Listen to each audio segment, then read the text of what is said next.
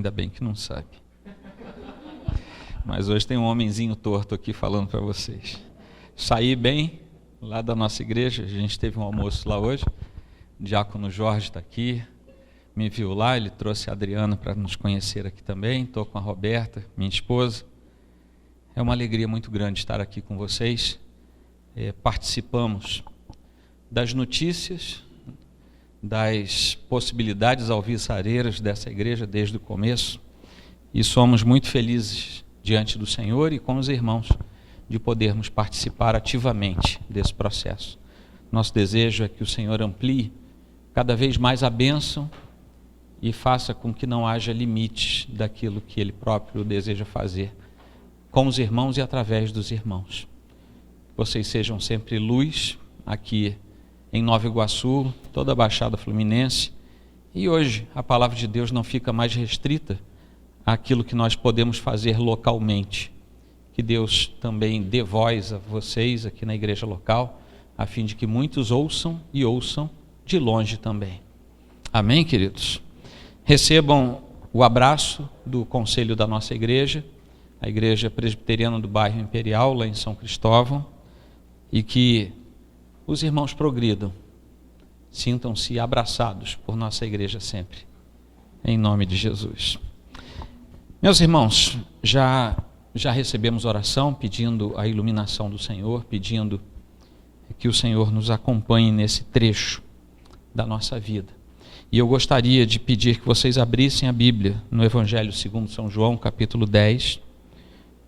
A leitura não é tão breve, mas é uma leitura muito rica. Nós vamos ler até o versículo número 30.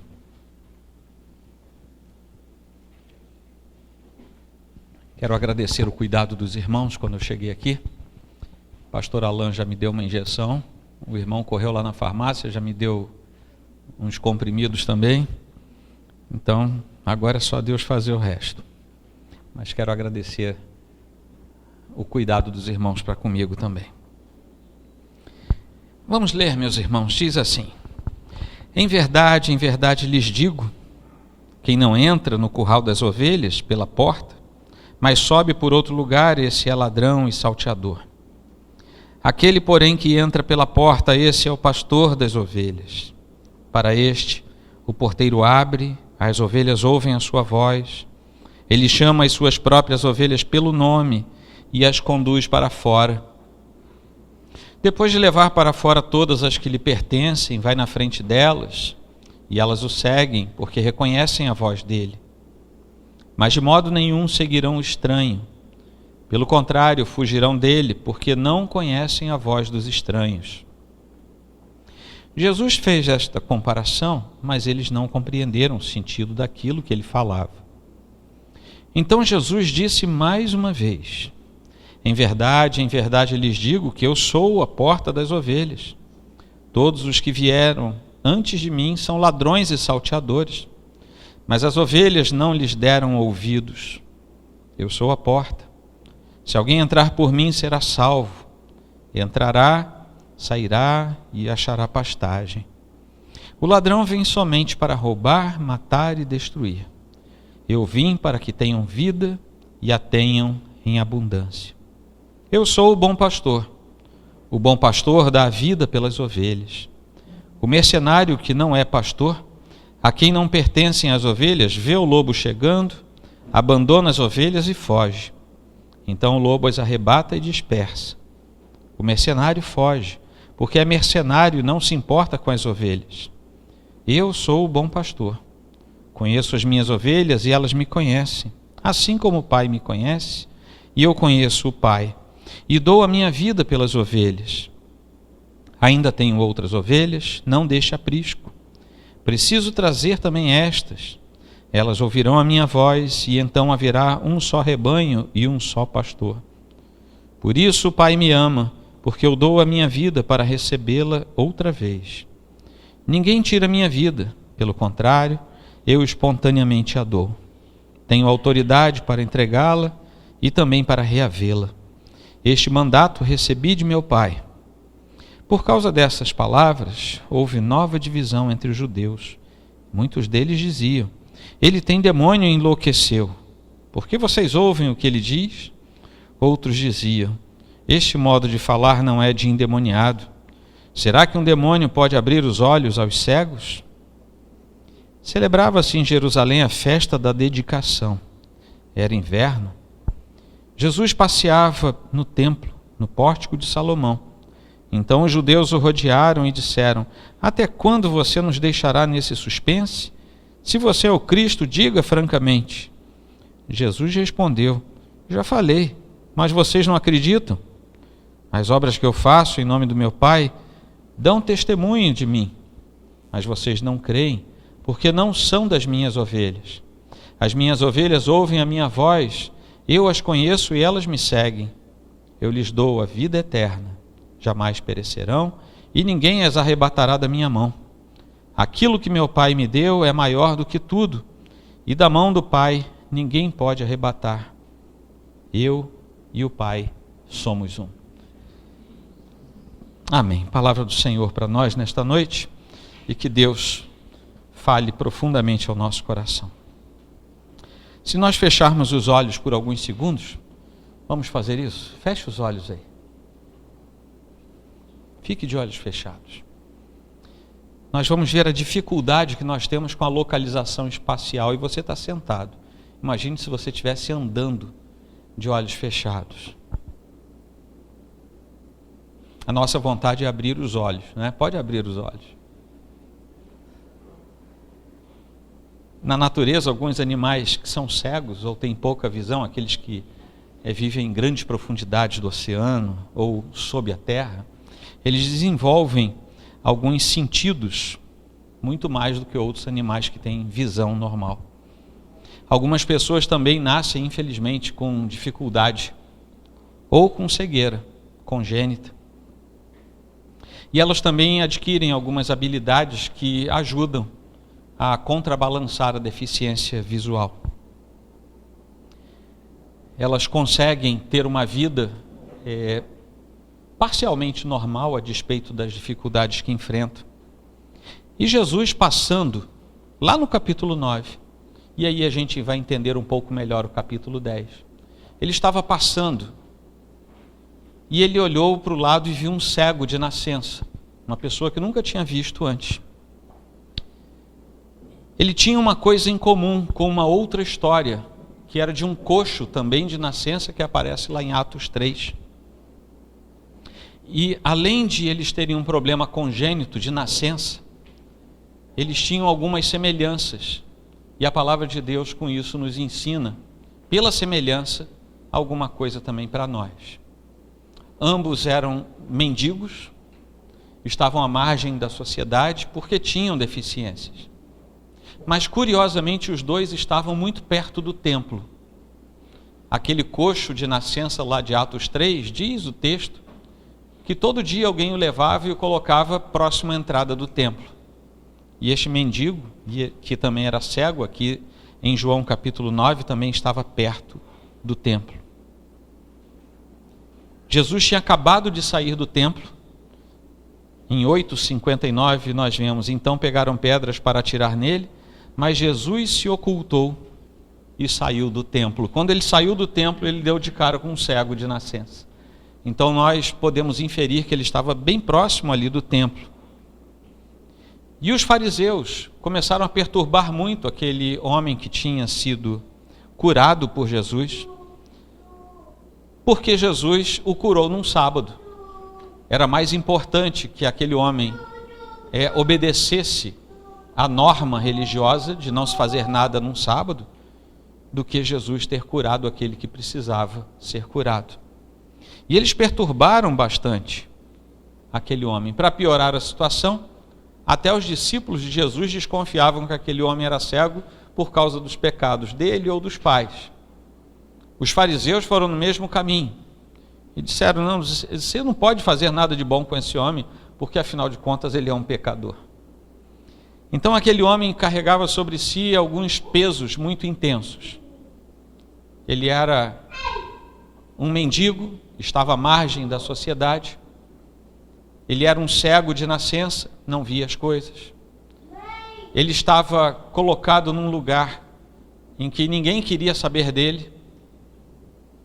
Aí alguém teve misericórdia dele, mas ele ainda não se livrou dos problemas, porque agora tinha um monte de gente perturbando, exatamente porque ele tinha sido curado.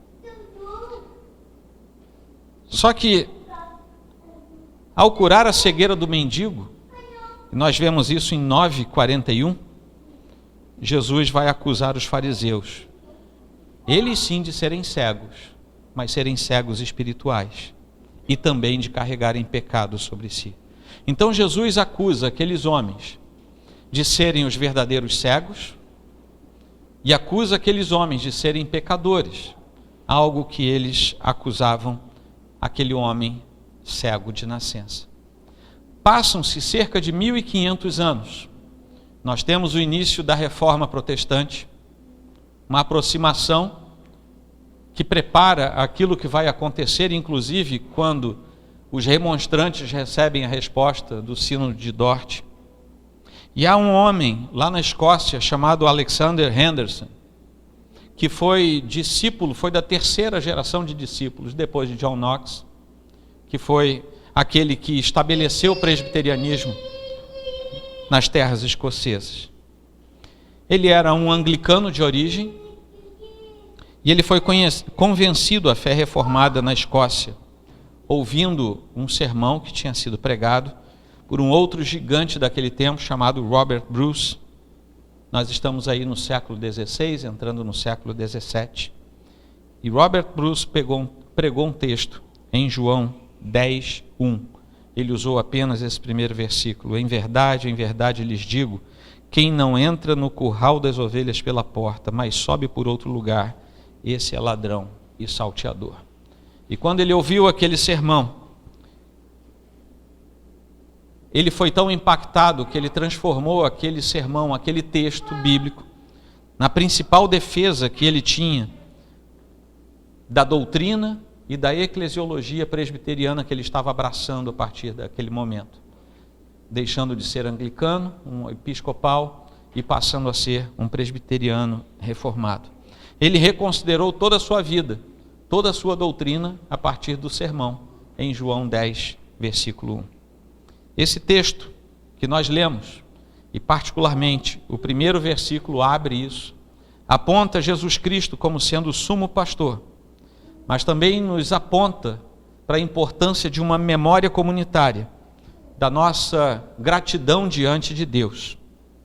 Aquele Deus que nos provê mestres que nos ensinam, em nome do Senhor Jesus, e de nossa gratidão diante do Deus que nos provê esses mesmos mestres que ao longo da nossa vida vão nos ensinando as sagradas letras e a sã doutrina.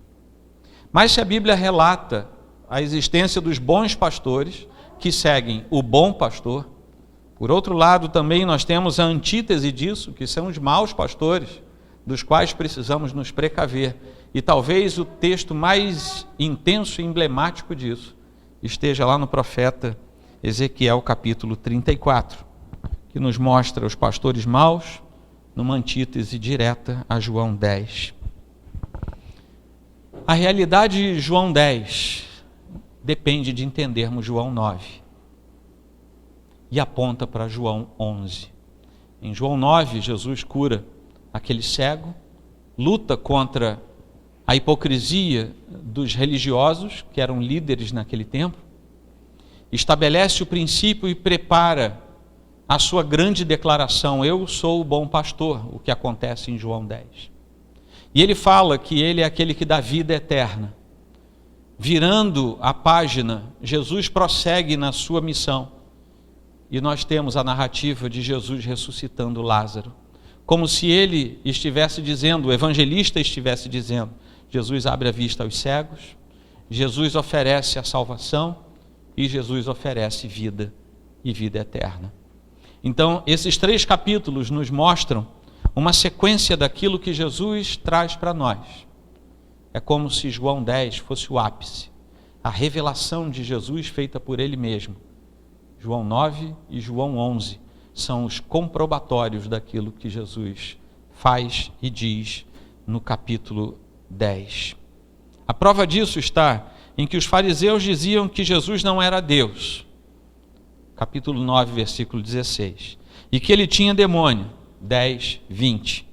Nesse mesmo momento, o texto faz uma conexão com a história do cego, e alguém responde lá em 10, 21, imediatamente, após aquela acusação dos fariseus: será que o endemoniado pode abrir os olhos aos cegos? Jesus tinha aberto os olhos a um cego no capítulo 9. E agora a grande resposta era: vocês estão perturbando Jesus, perturbando o cego que foi curado, acusando Jesus de vir da parte de demônios. Mas será que um endemoniado poderia fazer o que Jesus fez? E se Jesus fez o que fez, vindo da parte de Deus, será que ele não vai fazer o resto daquilo que ele falou? Os que são filhos de Deus e os que não são filhos de Deus são apresentados no capítulo 10. Essas são as duas únicas classes de seres humanos que existem na Terra. Na verdade, quando Deus olha para nós, lá do alto céu, ele não vê negros, asiáticos, caucasianos, brancos. Ele não vê ricos ou pobres. Ele não vê status social. Ele não vê esse tipo de coisa. Quando ele olha lá dos altos céus, ele olha redimidos e não redimidos. Essas são as únicas duas classes de pessoas que estão mencionadas aqui na Escritura para nós. E Jesus estava disposto a contrastar um mendigo cego miserável com a orgulhosa classe dos fariseus. O contraste de Jesus era: aquele mendigo cego miserável era um redimido. E aqueles hipócritas, enaltecidos dentro do seu próprio círculo, que eram os fariseus, eram os não redimidos nessa história. Mas Jesus não fez disso uma luta de classes, um embate entre as pessoas. Ele simplesmente dividiu a humanidade nessas duas partes. E era isso que Jesus queria nos ensinar. A descoberta de quem é Deus, de quem é de Deus, transcorre, na verdade, quando a voz do pastor é ouvida. Porque esse é o designativo: aquela que é a minha ovelha vai ouvir a minha voz e vem atrás de mim. Essa é a grande comprovação. Se você um dia ouviu a voz do pastor e foi atrás dele, você é do grupo dos filhos de Deus. Se você ouviu uma voz, identificando ou não como sendo do filho de Deus, do bom pastor, mas não foi atrás dele, eu sinto dizer que você ainda não é do povo dos filhos de Deus. E essas duas categorias de pessoas possivelmente estão representadas aqui entre nós. E mais uma vez a palavra de Deus sendo exposta é um convite tácito a que todo aquele que não conhece Jesus Cristo como seu Salvador tenha o seu coração mais uma vez estremecido pela verdade do Evangelho e acorra até próximo da cruz de Cristo e ali se arrependa dos seus pecados. Assim como aquele cego, ninguém aqui precisa ver de Jesus. Jesus é que precisa ver o cego.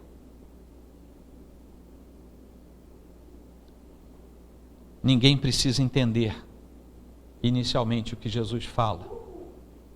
Basta ouvir aquilo que Jesus fala, ir atrás dele, e ele vai fazer o resto. Amém, queridos?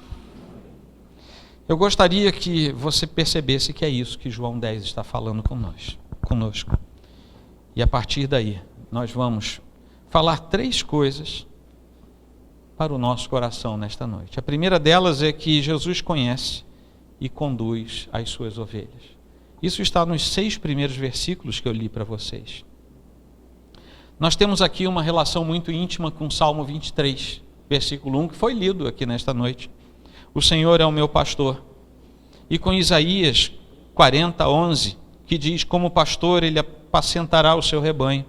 Entre os seus braços recolherá os cordeirinhos e os carregará no colo. As que amamentam ele guiará mansamente. As ovelhas de Jesus Cristo são conhecidas dele, até mesmo pelo nome. Nós não somos anônimos, os filhos de Deus não são anônimos, são conhecidos de Jesus Cristo. E por isso é que nós vemos, numa certa ocasião, Jesus chamando Natanael e dizendo: eis um verdadeiro israelita em quem não existe fingimento algum. E aí Natanael, que não entendeu nada, virou para ele e perguntou: de onde o Senhor me conhece? Está lá em João 1, 47, 48. Uma outra vez, um certo homem que queria muito ver Jesus, mas não conseguia porque era muito baixinho, deu um jeito, saiu correndo, subiu numa árvore. Aí o Senhor, que estava passando ali, olhou para o alto daquela árvore e disse: Zaqueu, desça depressa, porque hoje preciso ficar na sua casa. Mais tarde Jesus disse: hoje houve salvação aqui. Lucas 19, 5. E essa é uma relação recíproca que é estabelecida com Jesus, porque quando nós chegamos ao versículo 14 deste capítulo, nós vemos: eu sou o bom pastor, conheço as minhas ovelhas e elas me conhecem. E o mesmo Jesus que nos chama e nos conhece, ele também se dá a conhecer, e essa relação passa a ser recíproca. Conheço as minhas ovelhas e elas me conhecem. Repetindo esse trecho, o que se espelha na máxima de Jesus, que nos leva a entender que no Pai, o Senhor nos conhece, o Pai nos conhece no Filho, porque o Pai e o Filho são um. E Jesus, na sua oração sacerdotal em João 17, roga ao Senhor que nós sejamos um com Ele, como Ele é um com o Pai. Isso tudo começa a gerar uma simbiose na nossa relação com o Senhor Jesus. Talvez a forma didática mais plena de entendermos isso seja no momento da ceia do Senhor, na Eucaristia, em que corpo e sangue são de alguma maneira misturados ao nosso próprio organismo, e nós, de certa forma, experimentamos o que é ser um com o Senhor, porque Ele nos dá mais uma vez do seu corpo e do seu sangue, e nós comemos e bebemos. Existe uma diferença substancial no pastoreio de ovelhas em diferentes lugares do mundo. As culturas tornam o pastoreio diferente. Aqui no Ocidente tornou-se comum o pastoreio de ovelhas usando cães pastores. Treina o cão, isso é excelente. Um cachorro sozinho dá conta de um mundo de ovelhas, e eles são muito eficazes naquilo que fazem. Mas lá no Oriente não, a tradição ainda é, até hoje, que os rebanhos ovinos sejam conduzidos e criados por pastores humanos. E o pastoreio ganha diferenças muito grandes, inclusive pelo fato de que quando o pastor é um ser humano, ele conhece as ovelhas, ele passa a conhecer as ovelhas. Alguns pastores dão nomes a ovelhas. Você não põe nome no seu cachorro? No seu gato?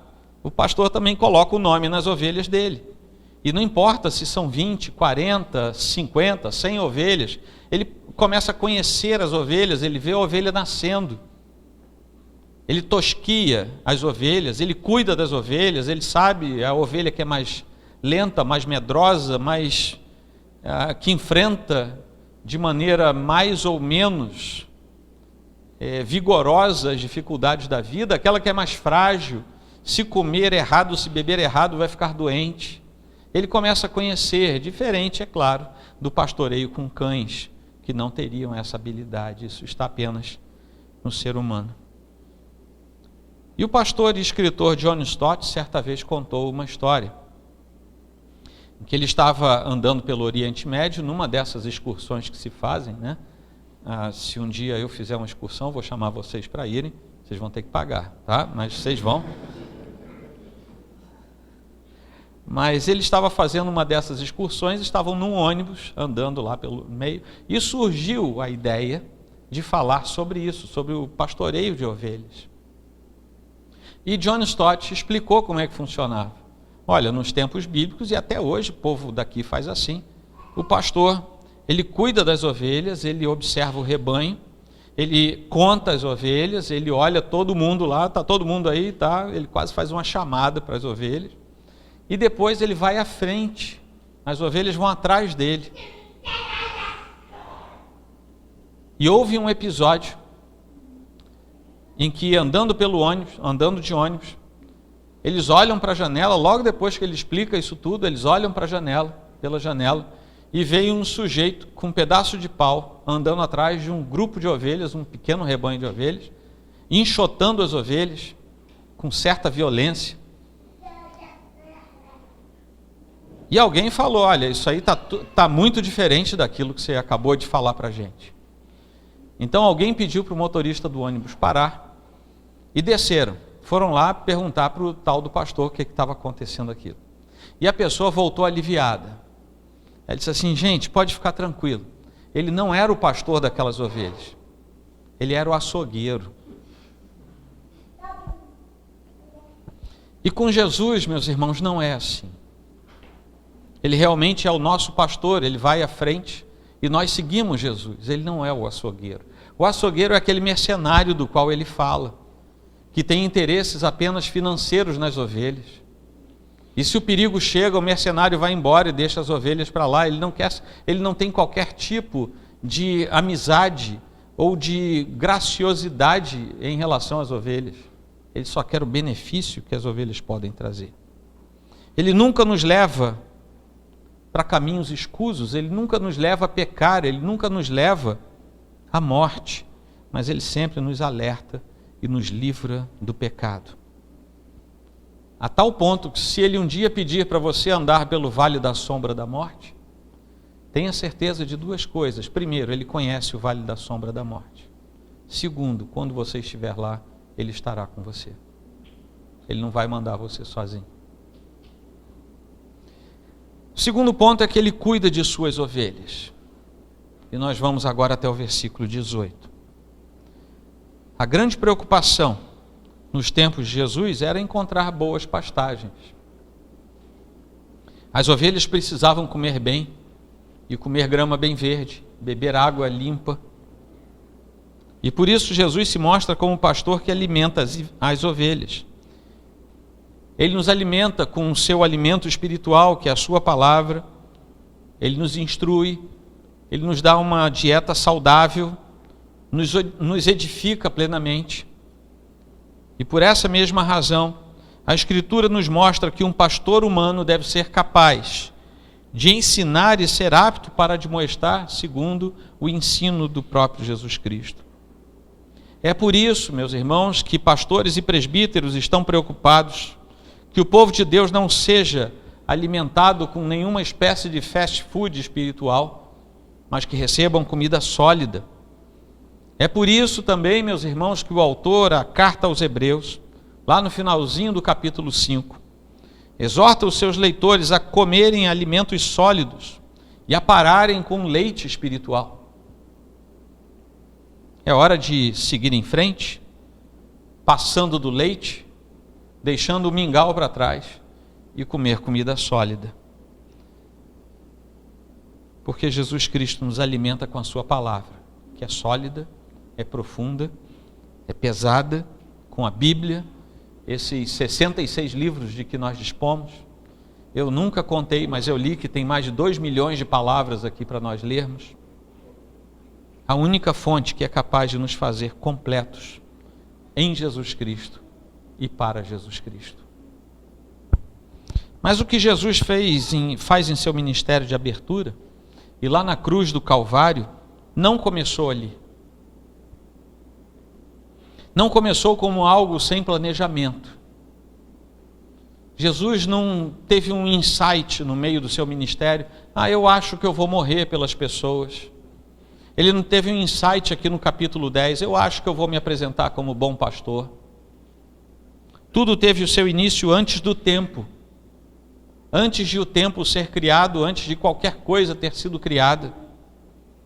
Na aliança perfeita da Trindade Santa, Jesus Cristo, que é o Deus Filho, o Deus Pai e o Deus Espírito Santo. Cada um desempenhando o seu papel na economia da Trindade Santa. Já sabiam que tudo isso haveria de acontecer. em que o amor do Pai dedicou o seu próprio Filho, o seu Filho unigênito, para comprar para si mesmo, para o próprio Pai, por preço elevado, todos aqueles que em seu próprio coração já haviam sido destinados para a salvação.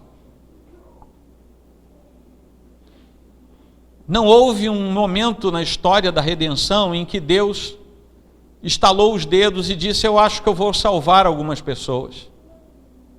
Mas a Escritura nos mostra que muito antes, inclusive, de haver pecado, o plano perfeito e eterno de Deus já havia sido estabelecido desde a eternidade pretérita. E todos aqueles pelos quais o Senhor Jesus morreu eram aqueles que estavam designados para a salvação pelo Senhor nosso Deus. Depois, com calma, você pode ler o primeiro capítulo de Efésios e você vai entender melhor o que eu estou falando. Mais ainda, além de ter escolhido algumas pessoas que nós, metaforicamente, aqui no capítulo 10, entendemos como ovelhas, além de ter escolhido essas ovelhas, o Senhor também determinou que somente as ovelhas escolhidas seriam salvas e mais nenhuma outra. Soberanamente o Senhor definiu dessa maneira. E todas as ovelhas designadas para a salvação no coração do Pai serão adquiridas sem falta, nenhuma delas faltará. Não haverá exceção. Porque o sacrifício de Jesus Cristo, o bom pastor, é totalmente eficiente e eficaz para comprar para o Senhor, nosso Deus, todo aquele que foi escolhido pelo Senhor. Nenhum ficará de fora, nenhum só. Jesus Cristo deu a sua vida pelas ovelhas do Pai, que o Pai lhe confiou para que ele levasse até a cruz. Aquelas que lhe foram dadas e que ele carregou consigo, como peso, lá na cruz. Ele as adquire, ele as compra por preço elevadíssimo, sem comparação. A sua morte, lá na cruz do Calvário, antes de ter sido uma derrota, foi na verdade a maior vitória já alcançada nesta terra. Porque não apenas o pecado foi vencido naquele momento, mas Satanás foi vencido, seu projeto foi vencido, a própria morte foi vencida, Jesus Cristo vence tudo. Tudo foi vencido por Jesus em seu ato vicário e nada ficou dependurado para nenhum ato posterior. O Senhor fez tudo ali. Bem, os judeus conheciam muito bem o Antigo Testamento. E num segundo plano, quando Jesus fala do bom pastor, é muito provável que principalmente os fariseus tenham feito uma relação direta, como eu disse lá na introdução com Ezequiel 34, que fala dos falsos pastores, e naquele momento Jesus está dizendo para os fariseus: vocês acham que são verdadeiros pastores, bons pastores, mas eu estou dizendo para vocês, existem falsos pastores. E aqueles que não estão sob o meu nome são falsos pastores, e ao invés de pastorearem para o bem e carregarem para a vida, são aqueles que conduzem para a morte. Eles só cuidam de si mesmos. O falso pastor, que é ladrão e salteador, não é dono das ovelhas. Ele é mercenário, ele trabalha por dinheiro, por isso ele não ama as ovelhas e as vê apenas como mais um meio de ganhar dinheiro. Se houver perigo, ele larga as ovelhas à própria sorte e foge rapidamente. Ele deixa as ovelhas para lá. Longe disso, o bom pastor guarda as suas ovelhas. E o bom pastor ainda tem outras ovelhas que ainda não foram alcançadas. Porque a voz do pastor continua sendo proferida. Mas se a igreja do Senhor ainda está aqui, é porque ainda há ovelhas que não sabem que são ovelhas. O interessante é que a Escritura nunca diz que a conversão ao Senhor é uma transformação miraculosa de lobo em ovelha. A ovelha já nasce ovelha. Só que ela não sabe que é ovelha. E a salvação em Cristo Jesus, o que ela faz? é limpar a ovelha, tirar os carrapatos da ovelha, tirar a lama da ovelha, tosquiar a ovelha, limpar a ovelha, alimentar a ovelha e colocar a ovelha no aprisco, no curral. Foi isso que nós lemos aqui. A ovelha reconhece a voz do pastor. Vejam bem, o texto não diz que o lobo reconheceu a voz do pastor e se transformou em ovelha. A ovelha reconhece a voz do pastor e passa a andar atrás do pastor. A voz do pastor hoje é ordinariamente a voz da igreja que prega o evangelho. E quando pregamos o evangelho, ovelhas ouvem e os seus pecados vêm à sua mente, ao seu coração. E as ovelhas começam nesse momento a ter uma necessidade de depurar esses pecados e se arrepender profundamente diante do Senhor. É a ovelha que está sendo depurada naquele momento e se transformando não em outra coisa, mas numa ovelha sadia. Ela era doente, estava longe do curral, diante da própria vida, distante do Senhor, distante do bom pastor, e agora se aproxima dele. O bom pastor, portanto, ainda tem outras ovelhas que precisam ouvir a sua voz através da verdadeira igreja de Cristo. Ele veio para os crentes de Nova Iguaçu, ele veio para os crentes lá do Rio de Janeiro, ele veio para os crentes da onde? Lá de Roma, os crentes de Nova York, os crentes de Tel Aviv, uma das cidades mais ateístas do mundo. Ele veio para os crentes de Pequim. Sim, porque o Senhor não vai chamar crentes apenas de lugares livres para a pregação do Evangelho. Ele tem ovelhas, algumas que andam em prados soltos, outras que estão acorrentadas, até pelos poderes deste mundo. E é preciso que a igreja pregue, porque enquanto todas as ovelhas do Senhor não estiverem no curral, no aprisco, ainda não é tempo de a igreja ter cumprido o seu papel e o Senhor voltar para nos buscar. Essa é a urgência do Evangelho. É como se Jesus nos dissesse: eu tenho ovelhas naqueles países também, eu tenho ovelhas naquelas cidades também, e eu tenho que trazê-las para o meu redil, para o meu aprisco, para o meu rebanho. Nós temos que estar preocupados com o povo de Deus em toda parte do mundo, porque ele tem ovelhas espalhadas, que ainda não ouviram a sua voz, e que precisam ouvir o seu chamado.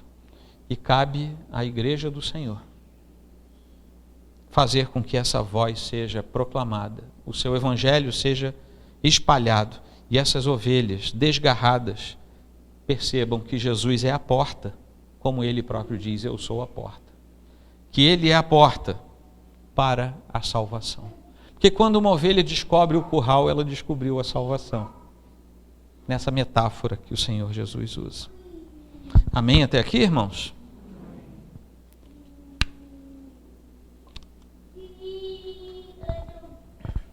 Finalmente, indo até o versículo 30. Só Jesus Cristo é a porta. E foi como encerrei a última fala. Mais uma vez, lembrando que os ouvintes de Jesus naquele momento conheciam bem o Antigo Testamento, ele faz uma alusão clara à porta pela qual as ovelhas entram, e ele diz claramente: a ovelha sou eu, a porta sou eu. Ele diz que a porta é ele mesmo. Jesus foi buscar esse argumento lá no Salmo 118, versículo 20, onde nós lemos assim: esta é a porta do Senhor, por ela entrarão os justos. E Jesus afirma mais uma vez que ele é a única salvação possível. Não há outro meio de salvação. Não há outra forma de salvação além do Senhor Jesus Cristo. Mas somente pela fé em Jesus Cristo é possível que nós sejamos salvos para o Deus Pai, através dele, do Senhor Jesus. E depois de afirmar categoricamente que ele conhece, conduz e cuida das ovelhas, ele afirma explicitamente que nem todas as ovelhas, nem todas as pessoas seriam salvos, porque nem todos seriam ovelhas. Ele não diz que as pessoas não são suas ovelhas. Prestem atenção nisso, porque isso é uma resposta ao que os remonstrantes disseram e que foi respondido naquela reunião no Sino de Dort. Jesus não diz que as pessoas não são suas ovelhas porque não creem. Mas Jesus afirma que elas não creem porque não são suas ovelhas. Deu para entender a diferença? Ou seja, se alguém crê em Jesus é porque já era a sua ovelha e chegou o momento de entender o chamado do Senhor e crer nele. Ele afirma que as suas ovelhas ouvem a sua voz. Ele as conhece e as ovelhas o seguem. Versículo 27. Ao passo que as ovelhas ouvem, mas não seguem o mercenário. Versículo 8. Vejam bem, são as mesmas ovelhas. Quando é o bom pastor que chama, ela reconhece a voz do pastor e segue o pastor. Quando é o mercenário que chama, o falso pastor, elas ouvem o chamado do falso pastor, mas não seguem o falso pastor. Essas são as ovelhas do Senhor. E trocando em palavras de hoje, Jesus diz que ninguém consegue crer ou se converter se antes não for a sua ovelha, se antes não tiver sido escolhido pelo Pai, se antes não tiver sido destinado à salvação, se antes o amor de Deus não tiver selecionado o seu nome por motivos absolutamente soberanos do próprio Deus Pai. Mas se uma pessoa for ovelha, será chamada e prontamente entenderá o seu chamado, entenderá a sua voz e seguirá Jesus Cristo. É simples desse jeito que Jesus nos mostra. A conclusão de Jesus é que tudo acontece por causa do amor do Filho, versículo 28, isso é bem explícito, e do amor do Pai pelas ovelhas, versículo 29. Isso se dá porque o Senhor Jesus, concluindo sua obra, por cada um dos eleitos, dos escolhidos, dos destinados à salvação, Ele jamais o abandonará. Ele não apenas chama, Ele não apenas conduz as ovelhas ao aprisco, ao redil, ao curral, como também Ele protege as ovelhas a fim de que elas não se percam mais. O mercenário faria isso, lá no versículo 12.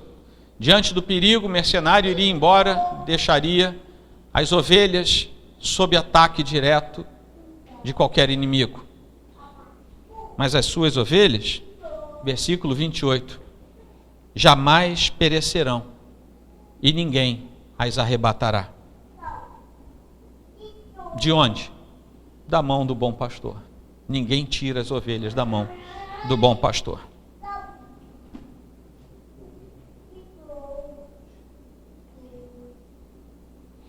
Por que isso?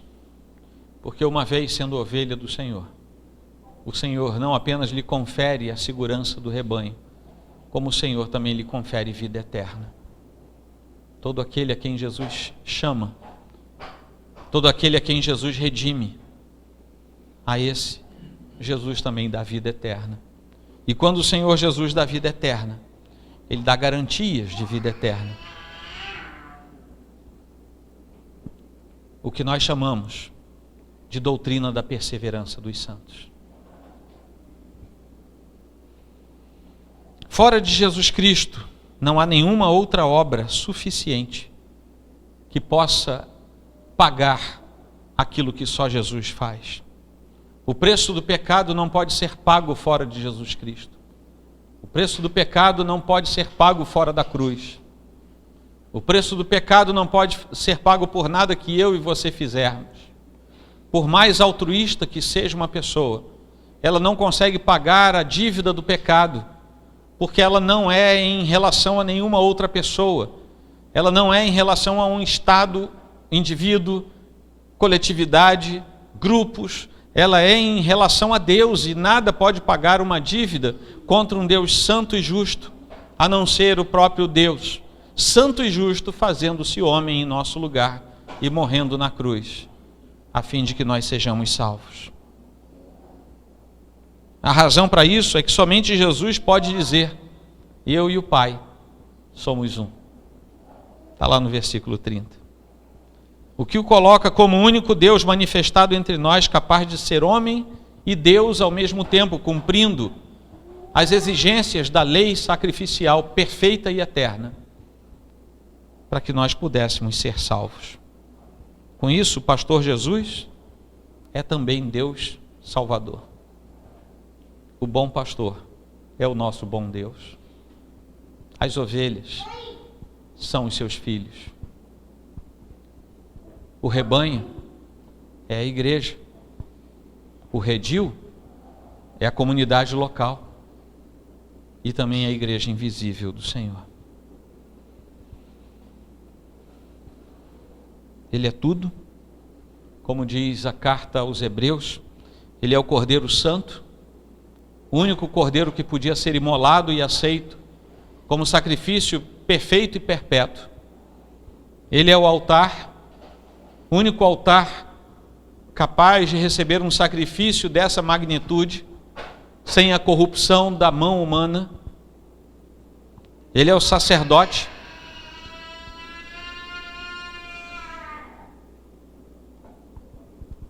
Ele é o sacerdote perfeito. O único sacerdote capaz de mediar perfeitamente os atos entre o homem e Deus. Porque todo sacerdote da antiga aliança precisava renovar os atos e os sacrifícios, inclusive pedindo perdão pelos seus próprios pecados.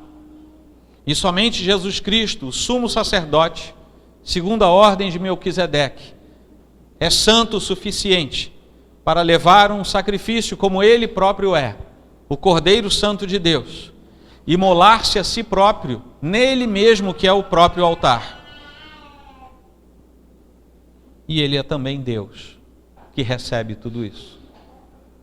Ele aceita a si mesmo sendo Deus, havendo ele sacrificado a si mesmo, porque diz a Escritura que ninguém o sacrificou, ele próprio se entregou ao sacrifício. Ninguém podia pegá-lo e levá-lo, ele tinha que se entregar. Essa é a ideia fixa, a pregação de todo crente. Se você não pregar mais nada na sua vida, pregue isso. Pregue Jesus Cristo levado até a cruz, sacrificado por nossos pecados. Pregue Jesus Cristo derramando seu sangue precioso. Pregue Jesus Cristo.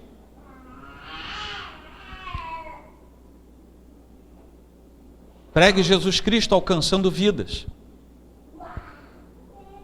Pregue Jesus Cristo levando até o Deus Pai as ovelhas que ele próprio resgata. Pregue Jesus Cristo, que foi até a cruz por vontade própria. Pregue Jesus Cristo, que não ficou na cruz. Pregue Jesus Cristo, que foi enterrado num túmulo novo. Pregue Jesus Cristo, que saiu do túmulo.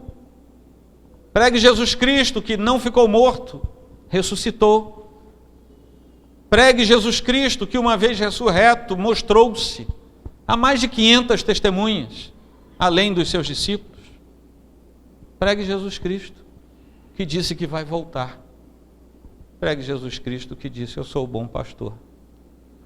Eu dou a minha vida pelas ovelhas. Se você vier atrás de mim, é porque você era minha ovelha.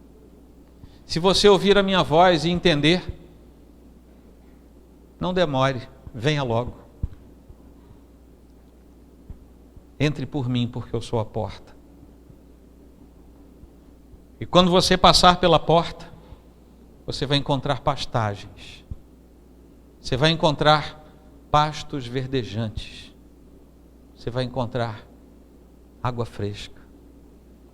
Nos pastos verdejantes, a sua fome de justiça e de salvação serão resolvidas. Na água limpa, viva e eterna, a sua sede de salvação será satisfeita. Só em Jesus nós temos isso. Como eu ouvi há pouco tempo, Jesus tinha sede na cruz. Roberta estava comigo quando ouvimos isso. Jesus tinha sede na cruz, a tal ponto de pedir um pouco d'água. E deram vinagre para ele beber no meio da tortura que estava sofrendo. Mas quando Jesus morreu com sede, ele nos deu a capacidade de nos tornarmos como ele, mananciais de água viva para todo aquele que tem sede. Nunca mais ter sede, mas ser dessedentado na presença do Senhor.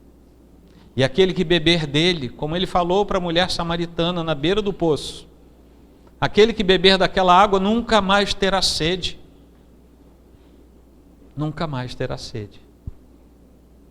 Porque ele é o próprio manancial de águas vivas. Amém? Meus irmãos, o conceito geral da parábola pode ser descrito assim. Entendemos que Cristo compara a igreja a um aprisco, a um rebanho, a um redil, um curral no qual Deus congrega o seu povo, que são as ovelhas dessa parábola. Então é natural que Jesus seja comparado também à porta, porque as ovelhas precisam entrar. E ele próprio diz, metaforicamente, eu sou a porta. Quando você está com raiva de alguém, você xinga o sujeito de porta, né? O sujeito que é muito grosso, você diz, rapaz, você é grosso que nem uma porta. Mas aqui Jesus está fazendo o uso de outra metáfora, num outro sentido. Ele está dizendo, você precisa entrar no rebanho, você precisa fazer parte do rebanho, você precisa entrar nesse curral. E só tem um jeito, você não tem como pular, você tem que passar pela porta. E eu sou a porta, se você não passar por mim, você não entra. Não existe outro meio de entrar na igreja a não ser por Jesus Cristo. E aquele que é verdadeiro crente, verdadeiro cristão, numa verdadeira igreja, é porque entrou na igreja de Cristo, na igreja invisível do Senhor, e para isso tem que ter entrado através de Jesus Cristo, o que simbolicamente se manifesta no ato batismal, por exemplo. Por isso também nós entendemos que somente serão bons pastores, fazendo alusão a Ezequiel 34, juntamente com João 10, somente serão bons pastores aqueles que conduzirem as pessoas diretamente a Cristo. Por isso não basta você confiar em alguém que, sendo pastor de alguma agremiação religiosa, diga, olha, eu estou usando a Bíblia para pregar. Cuidado, porque Satanás também usou a Bíblia para pregar e para tentar Jesus. Não basta ler um versículo para enganar as pessoas dizendo, olha, ele leu a Bíblia. Não é assim que nós sabemos que alguém é bíblico. Então esses que são os bons pastores que vão reunir as pessoas diretamente a Cristo, conduzindo-as a Cristo, que só se reunirão verdadeiramente no aprisco de Jesus Cristo, porque as ovelhas fazem parte do aprisco, elas não estão sozinhas. As ovelhas que estão sozinhas é porque ainda não foram regeneradas. As ovelhas regeneradas não ficam sozinhas. E aqui vai mais um segundo alerta. Não existe na Escritura a possibilidade de ovelhas regeneradas não fazerem parte do corpo de Cristo. Não existe. Você pode conhecer alguém muito bom, de caráter ilibado, gente boa, que fala a Bíblia toda de cor e ela diz assim para você, mas eu estou muito satisfeito, eu fico em casa porque eu não aguento mais os pecados que eu vejo na igreja. Talvez o primeiro pecado que ele esteja mencionando seja o dele mesmo, em rejeitar o chamado do Senhor para estar no aprisco. Somente esses que entram no aprisco, que é a igreja, pela porta que é Jesus, pertencem ao rebanho do Senhor e são reconhecidos diante do Pai. Cristãos, em geral, e muitas vezes pastores em particular, gastam a vida toda apresentando o Filho de Deus às pessoas. Muitas vezes são incompreendidos, talvez já tenha acontecido com você. Muitas vezes são postos de lado, menosprezados, talvez já tenha acontecido com você. Mas a esses que levam a mensagem do Senhor compete o privilégio ímpar de dizer ao mundo: se você tiver o Filho, você tem tudo. Se você não tiver o Filho, você não tem nada, porque neste mundo só tem duas categorias de pessoas: o que tem o Filho e o que não tem o Filho. O que é ovelha e o que não é ovelha.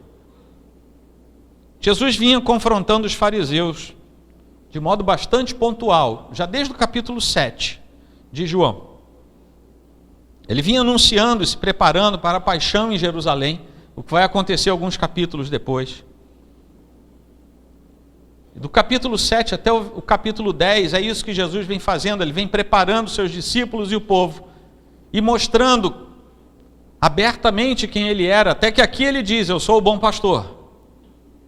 E todo judeu daquele tempo entendeu o que ele estava falando, quem ele era, porque eles conheciam bem o texto do Antigo Testamento. Ele vinha fazendo isso. E quando Jesus curou aquele cego de nascença, capítulo 9, que eu falei para vocês, a confrontação se tornou muito mais intensa naquele momento. Porque depois de tanto ser importunado, o próprio cego que tinha sido curado por Jesus reconheceu abertamente que aquele homem que o tinha curado tinha vindo da parte de Deus, porque os fariseus queriam que ele dissesse que aquele homem era tudo, menos alguém vindo da parte de Deus. Ele fala: eu não sei quem ele é, eu só sei que eu era cego, agora eu vejo. Eu não entendi nada, vocês não entenderam, eu também não. O fato é que eu não via nada, eu nasci sem ver nada e agora eu estou vendo. E aqui cabe uma segunda fala de milagre. Você está me vendo em 3 dimensões. Eu tenho profundidade, tenho largura, tenho altura, você está me vendo em 3 dimensões. Nem todos os seres vivos enxergam em 3 dimensões. O ser humano enxerga. Mas isso é um aprendizado que nós fazemos ao longo da vida. As crianças não nascem enxergando como nós. Você já sabe disso, né? As crianças evoluem a sua forma de enxergar o mundo conforme vão crescendo. E nós temos uma habilidade cerebral dada por Deus, que nós fazemos cálculo sem fazer cálculo. Eu vou descer desse degrau, eu subi ali com medo, vocês sabem que eu estou torto hoje, né? O homenzinho torto. Então, eu subi com medo. Como é que eu subi ali? Eu calculei dentro da minha cabeça o que eu tinha que fazer. Quando você vai se sentar na cadeira ou se levantar, você faz um cálculo mental do que você tem que fazer. O esforço, a natureza física do que você vai empreender de esforço. Quando você precisa dar uma corridinha, você olha e você calcula. Ninguém ensina a gente a fazer isso. Isso é dom de Deus. Mas aquele homem já era adulto. Ele não aprendeu a enxergar as coisas. E diz o texto bíblico que ele saiu, foi embora. Você troca um óculos. E dependendo de quem você seja, você leva alguns dias para se adaptar com óculos. Agora você imagina alguém que nunca enxergou. Adulto. Não passou pelas etapas da evolução da acuidade visual. Não sabe fazer o cálculo, ele não consegue inferir distâncias, ele nunca viu. Mas a Escritura diz que imediatamente, não apenas ele enxergou, como ele adquiriu todos esses valores que teriam sido amealhados ao longo do tempo, ele adquiriu imediatamente. Porque ele não teve problema. A Bíblia fala de algum problema aqui? Diz que ele saiu, foi embora, foi para casa, estava lá com os pais. Os fariseus chamaram, ele foi lá, ele viu os fariseus e reconheceu os fariseus. Também não devia ser difícil, né?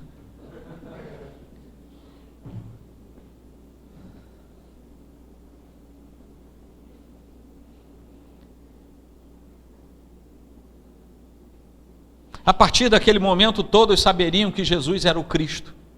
Não dava mais para esconder. Não dava mais para esconder, porque as próprias pessoas já diziam: mas vejam bem, não dá para ele, não dá. Ele acabou de abrir a vista a um cego de nascença. Como é que alguém com demônio faz isso? Ele só pode ser enviado de Deus. O cego falou: não sei, mas ele veio da parte de Deus. Os populares já diziam: ele veio da parte de Deus, ele não pode fazer isso sendo impulsionado por demônio, não dá.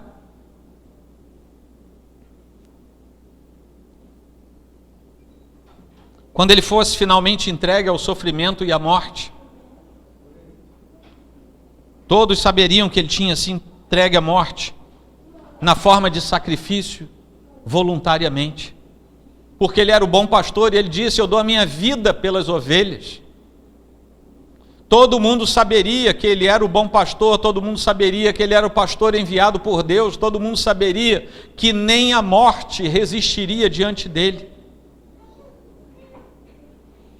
A morte de Jesus não foi acidental, mas foi segundo a vontade soberana e eterna de Deus. E por isso, essa vontade instalada no tempo e na história, no comecinho do Oriente Médio, do século I da nossa era, haveria de mudar o mundo. E mudou tanto o mundo, que chegou lá do comecinho do Oriente Médio até nós. Porque a igreja, que é a voz do bom pastor falando na era da igreja, foi sendo falada no entorno mediterrâneo, na Galácia, norte da África, até que chegou lá no começo da Idade Moderna, século XVI. Sai de Genebra e chega à Escócia. A mesma palavra, a mesma pregação, o mesmo ritual apostólico de dizer quem é Jesus, o que ele faz e quem somos nós. Essa é a palavra que salva. É a palavra que foi deixada a nós pelos apóstolos. E essa palavra chegou até nós. Se você é filho de Deus, ela chegou até você. E quando chegou, você falou assim: puxa vida, não sabia, mas eu era ovelha. Se você está com dúvida se é ou não, eu gostaria de dizer que essa é uma noite muito boa para você sair daqui dizendo: puxa vida, eu não sabia, mas eu era ovelha. Todos saberiam que Jesus era o Cristo, o Messias, porque ele próprio tinha tornado isso público. Ele estava preparando o momento para ele dizer: abaixem as armas e seguir com os soldados do templo, para ser julgado durante uma madrugada e no outro dia pendurado numa cruz. Nós temos que ter atenção a mais um detalhe. Assim como o coxo e o cego,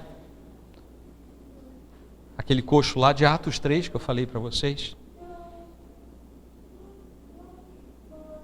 é perto do templo.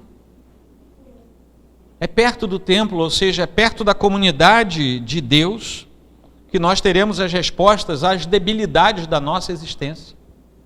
Não é longe, é perto. A igreja é o canal da solução que só Deus tem a operar. Não há outro lugar. Só Ele, Deus, pela obra de Jesus Cristo, manifestada pela igreja nestes tempos, levanta o desvalido como levantou o coxo. Só Ele abre os olhos aos cegos, como abriu os olhos daquele cego de nascença.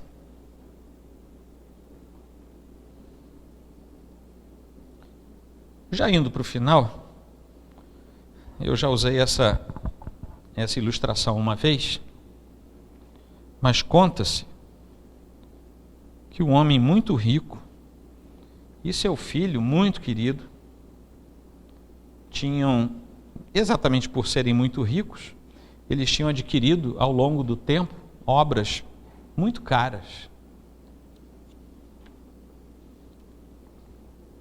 Obras raras. Eles tinham adquirido alguns originais de Rembrandt, Picasso, Van Gogh, Rafael. Eles eram muito ricos. Eles tinham uma coleção particular de obras originais. Eu uma vez visitei uma casa que tinha uma coleção rara de mapas antigos. Alguns eram originais. Tinha mapa ali do século V, século VI, originais. E tinham algumas cópias autorizadas por museus. As cópias autorizadas por museus têm uma chancela. Você vai lá, você paga uma fortuna, faz a cópia E tem uma chancela dizendo que aquilo ali foi uma cópia autorizada do museu tal. Eu vi essa coleção de perto, é um negócio fabuloso. Você pensa assim, meu Deus, isso foi pintado, um mapa do século V, é uma obra de arte. É impreciso, mas é uma obra de arte. Meu Deus, isso está aqui há 1.500, 1.600 anos. Agora você imagina esse pai e esse filho gastavam muito tempo juntos apreciando, eles eram amantes da boa arte, e eles gastavam tempo juntos apreciando aquelas pinturas maravilhosas, até que um dia, por infelicidade, por necessidade, o filho foi convocado, recebeu uma carta, um telegrama, foi convocado para a guerra do Vietnã. Teve que ir, o país estava precisando, uma guerra que se arrastava. E lá na guerra, num ato de muita coragem, o jovem salvou vários colegas de guarnição, e finalmente ele estava salvando um fuzileiro, ele já estava ferido, o fuzileiro, levando-o para um local seguro, quando ele leva um tiro fatal na altura do peito, o tiro atinge o seu coração, e ele, mesmo sendo socorrido, não resiste e morre. Estava chegando perto do Natal. Então, um mês antes do Natal, mais ou menos, alguém bateu a porta lá da casa do pai. Era um homem vestido com uniforme militar completo, um uniforme de honra militar. E ele disse para o pai: Senhor, o senhor não me conhece, mas eu sou o fuzileiro por quem seu filho deu a vida. Ele salvou muitas vidas naquele dia, foi um dia muito intenso, batalhas intensas. E ele estava me levando para um lugar seguro quando ele levou um tiro que atingiu o seu coração. Ele não resistiu, ele morreu. Ele morreu naquela hora, tentaram socorrer, mas ele morreu ali. Agora, muitas vezes ele me contou, nos momentos assim, mais a menos, ele me contava do amor que vocês tinham pelas obras de arte. Como vocês gostavam de passar horas apreciando os detalhes das pinturas de Picasso, Rafael, e que vocês tinham algumas obras autênticas em casa. Aí, de repente, ele põe a mão no bolso, tira uma chave, abre uma caixa e entrega ao pai um pacote que ele tinha guardado, entrega ao pai um pacote que ele tinha trazido em mãos. E ele disse: eu quero que o senhor fique com isso. Foi seu filho que deixou comigo para o caso de acontecer alguma coisa. É uma pintura que seu filho fez. Aí o pai abriu o pacote, viu aquela pintura, emoldurou aquela pintura, a melhor moldura, e colocou aquela obra do seu filho no meio das telas dos famosos pintores. Então tinha lá um Rembrandt, Rafael, Picasso, e bem no meio aquela obra do seu filho, emoldurada, a melhor moldura que ele conseguiu. Ele admirava aquela pintura mais do que as outras, todo dia, quando ele ia lá e a saudade apertava, mas aquilo dava a ele um certo ânimo. E cada vez que alguém visitava a sua casa, ele levava imediatamente para ver as obras, mas ele parava com a pessoa na frente daquele quadro e dizia: isso aqui foi meu filho que pintou. E o tempo passou. Não muito tempo depois, o pai, já idoso, morreu também. E quando ele morreu, ele tinha deixado em testamento que deveriam fazer um leilão das coisas. Ele não estaria mais aqui. O seu filho já tinha morrido, não tinha mais ninguém. Ele mandou fazer um leilão de todos os quadros, tudo que ele tinha de caro, de importante, inclusive para a sociedade manter. E ele mandou fazer um leilão daqueles quadros, todos eles. E muitas pessoas ricas e famosas, influentes, foram até lá no dia marcado. O leiloeiro estava lá, o leiloeiro credenciado, autorizado estava lá. E todos eles estavam com a esperança de comprar as obras famosas dos grandes pintores da antiguidade que estavam lá. E o leiloeiro batia o martelo. Nós vamos começar com uma pintura do filho do proprietário. Aí uma voz lá no fundo disse: nós queremos ver as pinturas famosas.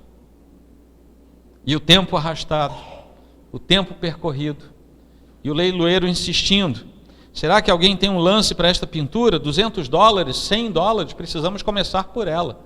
E todos se negavam, porque todos queriam aquelas outras obras. Apenas silêncio, ninguém queria. Uma outra voz dizia: nós não viemos até aqui por causa disso. Nós não queremos saber da obra do filho desse sujeito. A gente quer aqueles quadros caros. Nós queremos o Rembrandt, queremos o Rafael, queremos o Botticelli, eu não sei o que mais que ele tinha lá, né? Porque isso é ilustração, é tudo inventado, né? Mas é uma boa ilustração. Vocês estão gostando dela? E o leiloeiro continuava: o filho. Quem vai levar a obra do filho desse homem rico? Até que alguém falou assim muito timidamente: eu sou pobre. Tudo que eu tenho no meu bolso são $10. Esse homem era o jardineiro daquela casa, que não tinha dinheiro, era um homem pobre, família grande, mas ele gostava muito da família, ele tinha muito carinho pela família. E ele até ali não tinha tido coragem para dar lance nenhum, ele estava lá só para ver, porque ele sabia que ele não podia comprar nada, só tinha $10. Mas o leiloeiro, na contramão dos leilões, diz assim: será que alguém dá um lance maior, um lance de $20? E mais silêncio, ninguém deu um lance maior do que aqueles $10. E o leiloeiro, como de praxe, falou: então dou-lhe uma, dou-lhe duas, vendido ao Senhor por $10. E encerrou o leilão. Aí começou aquela grita generalizada: mas e as obras que a gente veio ver? E as outras obras que a gente queria comprar? Aí a resposta do leiloeiro foi dolorosa, porque ele falou assim: eu não podia dizer isso por uma razão jurídica. Até agora eu não podia falar isso, mas no testamento daquele homem rico havia uma cláusula que dizia o seguinte: será feito um leilão de todas as obras. A pessoa que comprar a obra do meu filho leva todas de graça. Quem comprar a obra do filho fica com tudo. Quem levar o filho fica com tudo que o pai tem. É isso que Jesus está dizendo aqui, nesse capítulo 10 de João. Os que me levam, levam a vida eterna, jamais perecerão, e ninguém os arrebatará da minha mão. E num grande dia, Jesus vai estar diante do Pai nos recebendo. E naquele dia final, ele vai olhar para o Pai e dizer assim: Pai, aí estão as suas ovelhas, que o Senhor confiou a mim na cruz. Todas elas foram contadas e estão chegando de vez para o aprisco eterno, e daqui nunca mais vão sair. Isso é o capítulo 10 de João. Olhe só as ovelhas, Pai, que eu vim trazer para o Senhor. Quem tem o filho, tem tudo do Pai. Amém? Incline a sua fronte, por favor.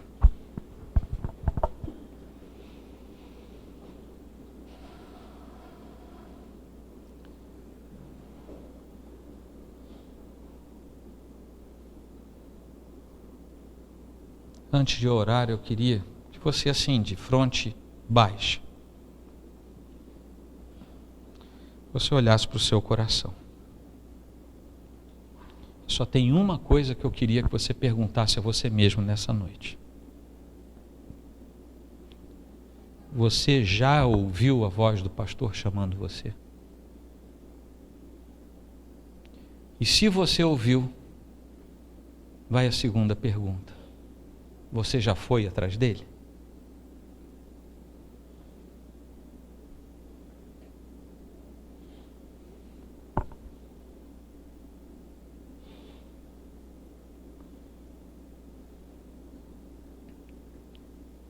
Senhor Deus, o que haveremos de dizer diante do teu chamado?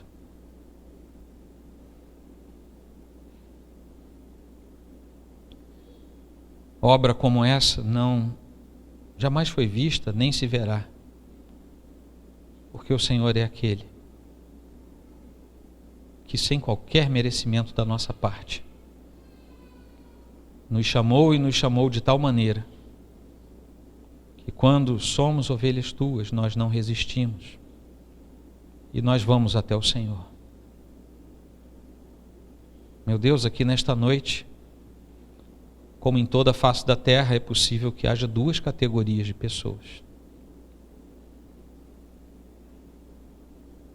Mas falando das ovelhas, também é possível vermos duas realidades. As ovelhas que já entraram no teu aprisco e as ovelhas que ainda não entraram no teu aprisco.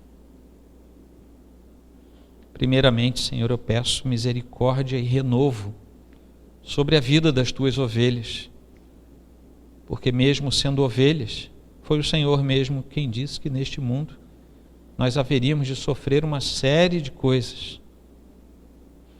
Então renova e reforça os teus filhos, renova o ânimo da caminhada.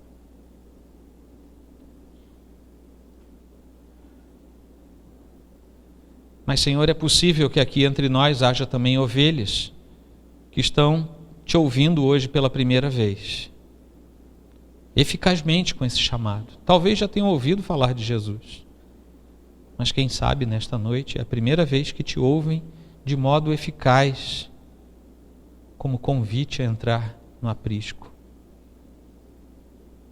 Traz essas ovelhas de modo irresistível e que elas sejam ovelhas do teu pastoreio a partir de hoje. Não permita o Senhor que do nosso meio saia qualquer ovelha sem ter ouvido a tua voz, mas ouvindo, que te sigam como bom pastor. E que essa palavra simples, objetiva, tenha fixado raízes nos corações, no ânimo, na mente de todos os teus filhos. E que assim, ó Deus, o Senhor haja poderosamente em nossos corações. Talvez alguns entraram aqui hoje com o coração muito pesado, abatido, dolorido. O Senhor é o pastor que cuida disso. Talvez alguns tenham entrado aqui hoje enfermos, com dores na alma e no corpo. O Senhor é o pastor que cuida disso. Talvez alguns tenham entrado aqui já sem esperança de muita coisa na vida, sem esperança até mesmo de te verem na glória, com dúvidas no seu coração. Mas o Senhor também é o pastor que cuida disso. Então, a Deus, nós nos entregamos, nos deixamos simplesmente ser levados pelo Senhor, para a glória do teu precioso nome que nós estamos aqui. Levanta o nosso semblante, levanta o nosso ânimo e nos dá, ó Deus, uma carreira a ser cumprida até aquele último e glorioso dia. Por tudo te louvamos e te honramos. Pedimos a tua graça e a tua misericórdia. Pedimos o derramar do teu santo coração sobre nós. No nome precioso de Cristo, o nosso bom pastor. Amém, Senhor.